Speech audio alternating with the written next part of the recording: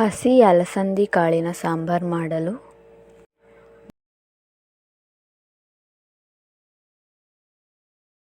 ಬಿಡಿಸಿದ ಅಲಸಂದಿ ಕಾಳು ನೀರಿನಲ್ಲಿ ತೊಳೆಯಿರಿ. ಜೊತೆಗೆ ಆಲೂಗಡ್ಡೆ ಕಟ್ ಮಾಡಿ ತೊಳೆಯಿರಿ. ಎರಡನ್ನು ಕುಕ್ಕರ್ಗೆ ಹಾಕಿ ನೀರನ್ನು ಹಾಕಿ ರುಚಿಗೆ ತಕ್ಕಷ್ಟು ಉಪ್ಪು ಹಾಕಿ 1 ವಿಷಲ್ ಹಾಕಿಸಿ. ರುಬ್ಬಲು ಕೊಬ್ಬರಿ, ಕೊತ್ತಂಬರಿ ಸೊಪ್ಪು, ಹುಣಸೆಹಣ್ಣು, ಈರುಳ್ಳಿ, ಬೇಯಿಸಿದ ಕಾಳನ್ನು ಮಿಕ್ಸಿ ಜಾರ್ನಲ್ಲಿ ಹಾಕಿ 1 ಸ್ಪೂನ್ ಧನಿಯಾ ಪುಡಿ, ಸ್ವಲ್ಪ ಜೀರಿಗೆ, ಅರ್ಧ ಸ್ಪೂನ್ ಖಾರದ ಪುಡಿ ಹಾಕಿ ರುಬ್ಬಿಕೊಳ್ಳಿ. ರುಬ್ಬಿದ ಮಸಾಲೆಯನ್ನು ಬೇಯಿಸಿದ ಕಾಳಿಗೆ ಸೇರಿಸಿ